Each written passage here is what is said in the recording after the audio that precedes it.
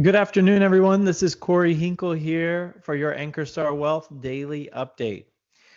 Today, we're going to talk about a few very interesting things. We've got some barking going on over the budget bill, strategists capitulating about S&P 500 expectations, and then just a quick market update because we do have some interesting price action going on in the market today. Before I get started, I want to remind everyone that this is a financial education presentation. You must do your own due diligence before acting on anything you hear in this presentation. More disclaimer information can be found on ankerstarwealth.com, and the opinions expressed are mine and mine alone. All right, so first and foremost, we do have an announcement from President Trump, who is pushing, which is a daily thing, of course, but he is pushing for a July 4th deadline for the big, beautiful bill. And we do have some senators and some other activists out there who are digging in and chiming in their own way. So let's see a little bit more about that. Senator Rand Paul appeared on TV today opposing the big, beautiful bill due to $5 trillion in a debt ceiling hike. And of course, the bill, which we mentioned a couple weeks ago on the show, is expected to increase the budget deficit in the near term in the name of growth. So the idea being that if the government or if the economy, the GDP grows quickly enough, you can kind of outrun your debt in a sense. So there's skeptics there, of course. This has been a common strategy before, or a commonly mentioned strategy before, that hasn't ever really worked out to the degree that it is pitched to people. So there's skepticism around that.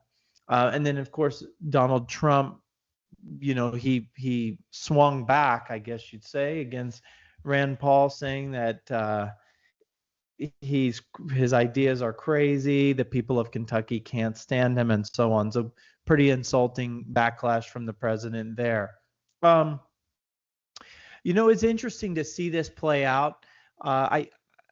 Throughout part of the campaign, the current administration was running on an idea of like a Doge themed model where reducing the deficit was sort of a stated priority, and then to see the big, beautiful bill in its current form kind of pushing the deficit, kind of acting against that. It does sort of put people out there kind of trying to figure out what's the ultimate goal. And Elon Musk even chimed in, said he just can't stand it anymore. This massive, outrageous, pork-filled congressional spending bill is a disgusting abomination.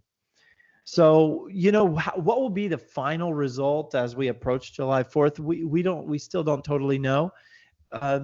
It will probably be a pretty stimulative bill that gets passed in the end. And, the hope would be that we can outgrow. So we can grow and outgrow the deficit through efficiencies and so on in the economy. All right, but another angle is that the Organization for Economic Cooperation and Development on Tuesday, that's today, they downgraded its growth forecasts. Well, that's funny if we're trying to look for higher growth to outgrow the deficit, right? Or to outgrow the government debt. We have an organization who is revising the growth outlook lower to just 1.6% this year and 1.5% next year. And on the surface, this sounds like a negative thing, but you're quickly going to see that this really is exactly what an investor would want to see. So let's look at a chart from 314 Research, and this is Warren Pies from 314 Research. Obviously, they put out great work, and we want to thank them for that and give them credit for putting this out. On this chart, you can see that purple line. These are analysts or strategist expectations for the S&P 500 at a current time. So you can see actually when Donald Trump was elected in November, strategists increased their expectations dramatically as a result of that development, right, for the beginning of 2025.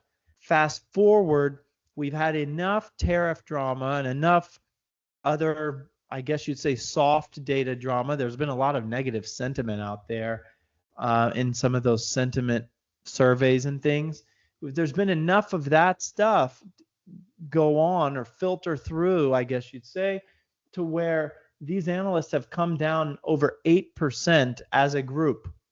So their expectations have moderated significantly. I wouldn't say that there's dramatic pessimism among these strategists at current levels. They do see the S&P holding around 6,000. However, seeing analysts bring expectations down, what is that? That gives us an opportunity to do what? That gives these companies an opportunity to come in and beat expectations, which is an optimism reinforcer, as that story plays out. So strategists are capitulating to the downside.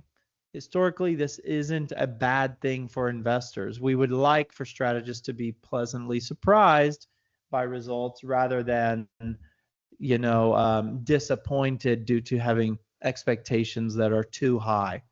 Now, one other thing to consider here is that there's a lot of people playing the contrarian side of sentiment or strategist expectations nowadays. So, there is an element of when everyone is using something as kind of a counter indicator, it can lose some value there. But nonetheless, seeing strategists capitulate to the downside a bit is a positive thing for investors.